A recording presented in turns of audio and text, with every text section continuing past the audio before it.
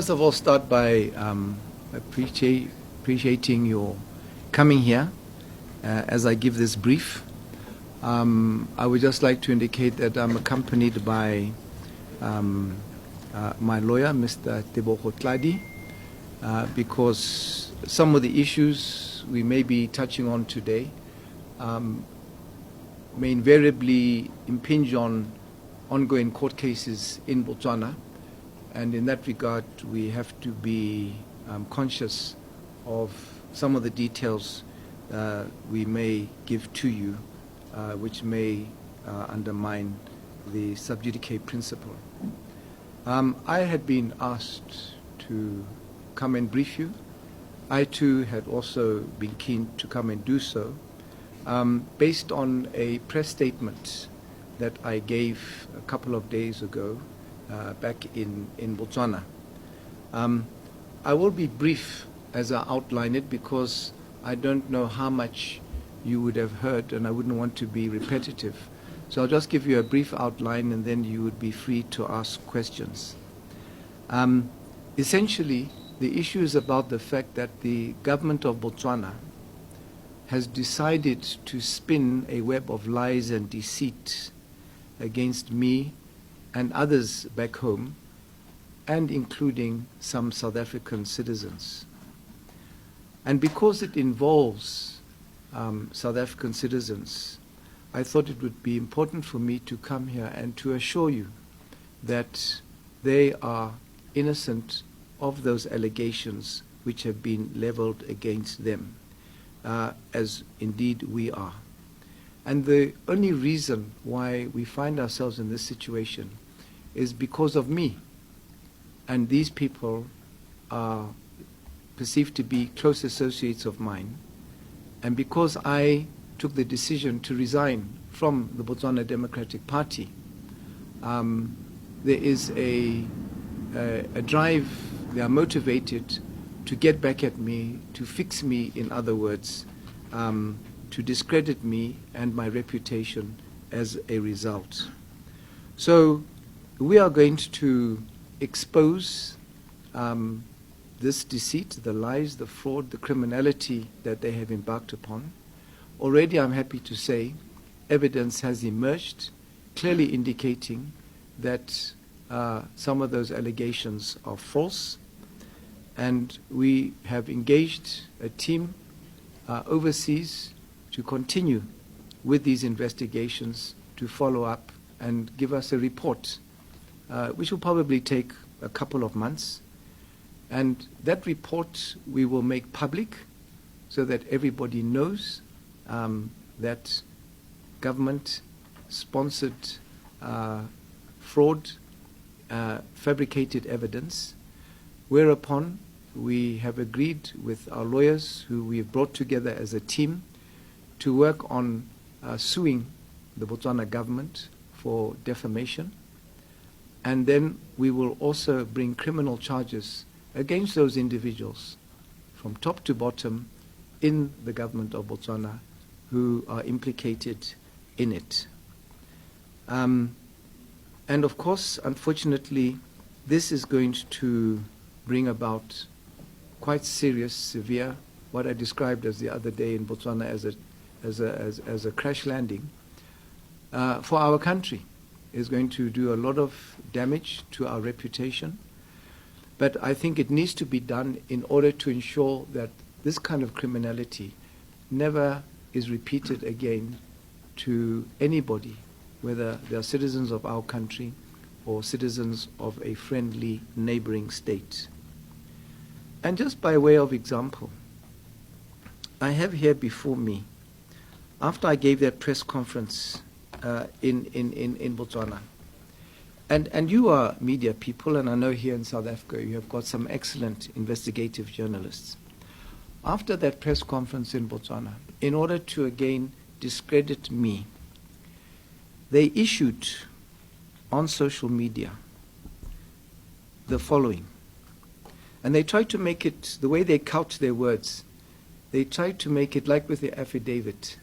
They tried to make it look credible, where they said that, here it says, President Masisi attended a summit in Cape Town with President Cyril Ramaphosa, invited him for dinner. And they said other people who were there were Bell Pottinger, Johan Rupert, Patrice Motsepe, Jeff Radebe. Have you seen this? Okay. Pravin Gordon, Ray Jonas, and apparently collectively referred to as Stellenbosch. And the thing was around the fact that they knew that the mining contract between De Beers and the Botswana government was coming to an end at some time in 2018, because this thing was happening before. And they said that Masisi shouldn't renew it with these people because they've grown arrogant. And they made a proposal to him that Botswana must partner with them instead. And the name Stellenbosch comes in here. And then here they claim that Masisi said he would go back and look into their proposal, but ended up rejecting their proposal. And what then happened was that Stellenbosch, meaning these people, didn't take lightly to that rejection. And they came up with a plan to undermine and ultimately remove him as soon as possible. And they say here, President Ramaphosa even arranged for my trip to the Dalai Lama in India, knowing that the Botswana government would be against it. And it was a plan to pit Botswana against their old-time friend, China. And then it goes on to say that it is not surprising that a member of Stellenbosch, Bridget Motsepe, was deployed to go and buy a congress, a BDP congress in Botswana. And for Paul O'Sullivan to concoct fake evidence against Botswana elections and the last meeting discussing regime change program. So this came out just in the last couple of days. So what we are seeing in our country is this kind of fabrication, and we know where it comes from, targeting us and other people who are in the opposition. And we have now seen ourselves descend and decline in terms of the high democratic credentials we used to enjoy on this continent and generally the international community. So let me stop there thus far and allow for any questions that you may have on this or maybe some other relevant issues.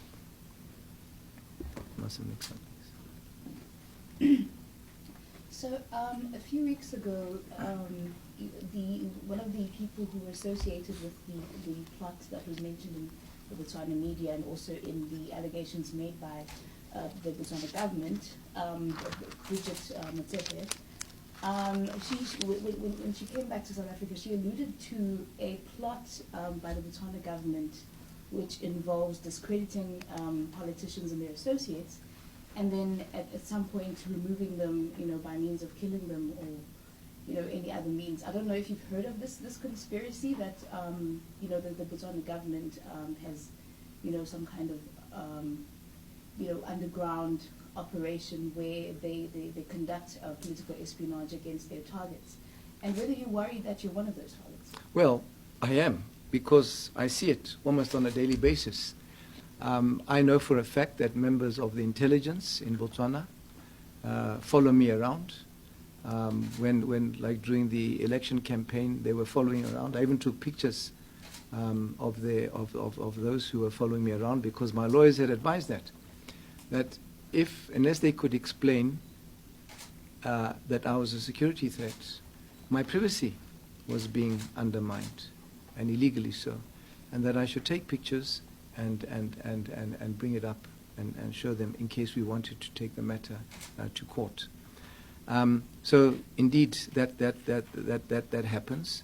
I'm aware that there are people who are planted to report on who I see and who I meet. I know in one particular instance, a month or so before the elections, I went to see somebody in some other village away from our capital. And soon after I had visited them, one of the members of the intelligence went in to ask that person what I was doing there and what we had spoken about. Because that person phoned me after that and said to me, you know what just happened? Someone walked in here after you, identified himself as a member of the intelligence. I wanted to know what you were doing here and what we had spoken about. I mean, that is just totally unacceptable. And it's none of their business what we had gone and spoken about. There was an allegation, and I referred to that came out in social media, but I was informed about it, that there were plans afoot to stage a kind of an arrest, that I would be arrested by members of the army, and that during that arrest I would be shot under the guise that I had resisted arrest. So that came out, and that did the social media rounds at the time. But I never saw any rebuff that came from the government, because usually when there would be such an outrageous allegation, they would rebuff as they've done in the past. But this time it was dead quiet. So one doesn't know whether, maybe fortunately it came out on social media that put an end to that plan because it had been found out. And when you just see what's happened to leaders of the opposition, people have been intimidated, people have been arrested. This particular issue that I've just referred to on these allegations, where is it headed? Because those are allegations for which you could be arrested and locked up for. And therefore, and they've gone to the extent of fabricating evidence in order to do that. And we have discovered it, and we found them out, and we've been able to turn the tables on them by showing that those allegations are false. But what is worrying, that a government, especially in a democracy like ours, would stoop so low and resort to those kind of tactics. That is what is very worrying, and that's where we're heading right now in Botswana. Mr. President, you spoke about crash landing. What does that mean? I mean, it's quite... Maybe it's because I'm a pilot. It's quite scary, because as citizens of the region, we all want to see all member states being very, very stable. And you, as a former head of state and a former general, it's quite scary when it comes from you. Let me explain what I mean by crash landing. I mean it in the context of what is going to be revealed when the report comes out by those investigators who are doing the report. As you can imagine, they come and they say, here was an affidavit saying that billions of bula was taken from the central bank. When that is proven, as it's going to be, that it's false, that is going to be very serious.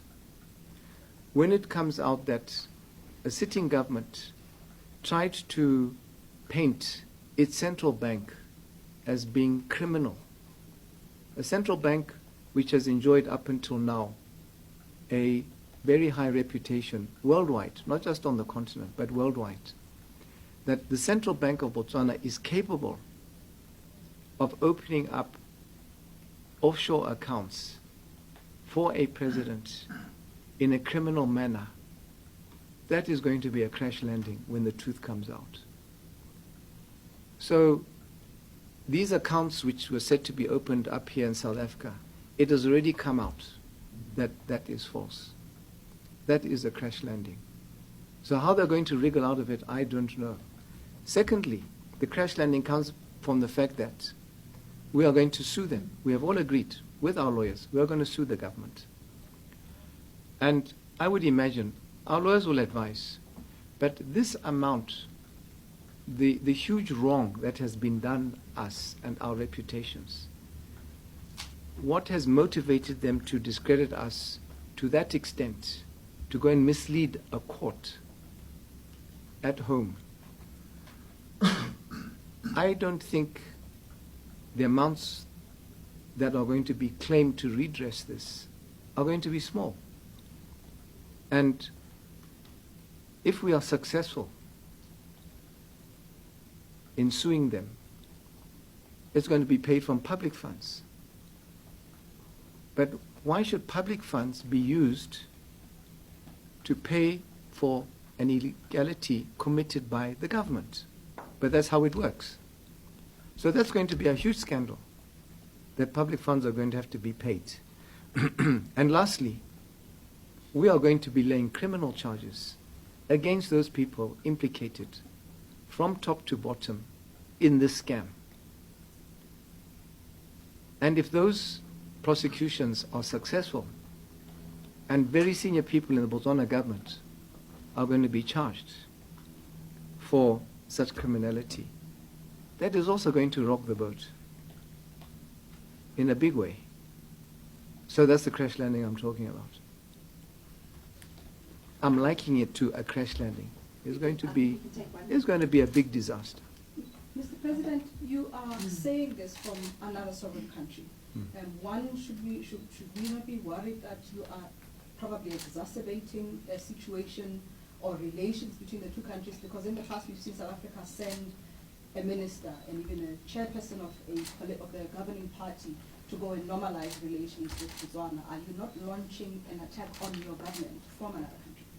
No, I don't think so, because don't forget who started the attack of launching attacks on other countries. Who are the other people who are implicated in this affidavit? It's a government entity who put out an affidavit about people in South Africa. And we have to put that right. So they are the ones who have brought about a situation where one has to come into South Africa to give you that assurance. And I think I am doing that as part of the relation building that was set up during my time and done by my predecessors between Botswana and South Africa to say, your citizens are not guilty of what they are being accused of. So I think I'm actually contributing to that. So, and it has already been here. I mean, one of your citizens implicated, my Bridget Motsepe, has already given briefings to the media about this situation. And like I said, we have decided to come together as a team to fight this scam. So that's why you see me here, and you may see me here again. Mr. President, during the course of the elections, you supported obviously the opposition. So now, talking in the context of the post-election, what does the future hold for you? Or do you ever regret leaving the BDP? And also Botswana, it's only cited as a very shining example of democracy in Africa. So do you think with all the shenanigans going on, this will have a knock on the reputation of the country? Of course, having been the leader of the BDP myself, my father having been the leader of the BDP and was one of its founders, it caused me great distress to leave the BDP.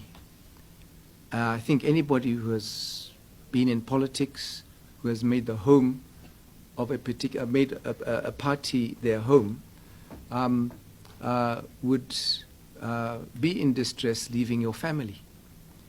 But I have to take comfort in the fact that when I was in the BDP, what did we stand for as an organization? It's enshrined in our constitution.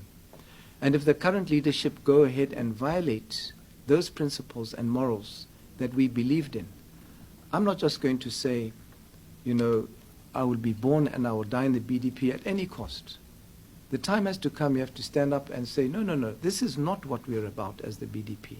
I therefore don't want to be associated anymore with a party which is abandoning the very democratic principles for so many years we have set up. So when you come to the reputation, yes, currently we are going through a difficult period. But I think it's worth it, at the end of the day, because if we can arrest this before it gets worse and restore that reputation that we once had, then surely it's a good. Because you could just stand back and do nothing and just see the situation continue to get worse. And then we will regret sometime in the future that we didn't say anything about it. When we had an opportunity to arrest it, we didn't. So before it gets to that stage, now is the time to be heard and speak out and try to put the situation back to what it was before. I have to call it an end because otherwise we're not going to, we've got to still do Kareem's one-on-one, so we need to call it to an end. Okay? And if you've got a short one. Yeah, very short. It's like one sentence. It's already over. Just one sentence. No one. Do you have faith in the Botswana court system at the moment, in the criminal justice system, if you feel that you're being attacked by a government that oversees the very same system? You know, like I spoke about the Bank of Botswana being an icon for our country, the reputation it had acquired on its own merits, and how it contributed to the prudent financial and economic management of our country. Our courts, likewise, have done us proud over the years. And I have got no reason to believe that those fine men and women who are in our judiciary, dispensing justice as they have been doing for many years, are going to deviate from that course. So I'm very confident that they will stay that course. Yeah. On a lighter note, viewers and followers are saying, Who? I'm saying on a lighter note, on social media, people are following this.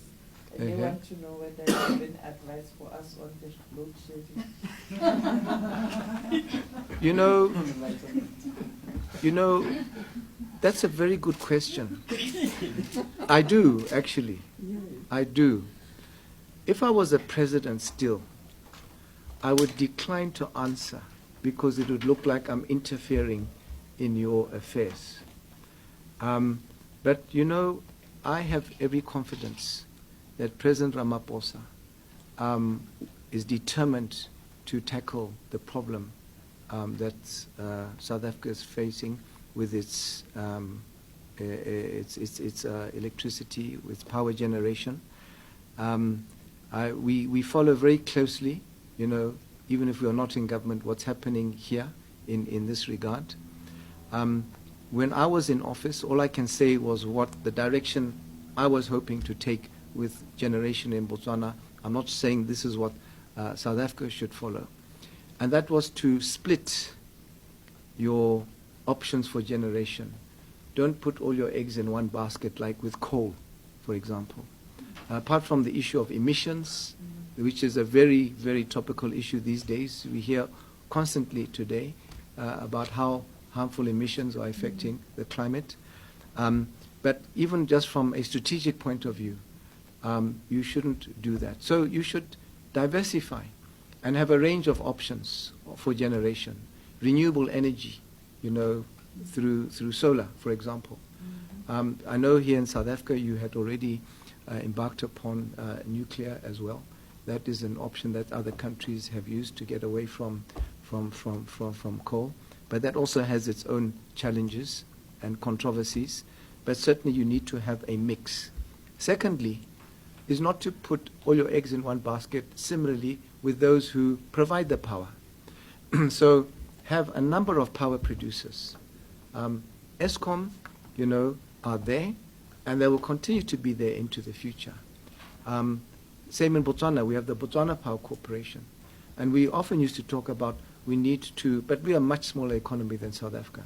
But we need to also in future open up to IPPs and, you know, in our country and have a range of power producers if they can assure us that the fees that they charge for electricity, they're not just going to go through the roof and then you don't have control over that.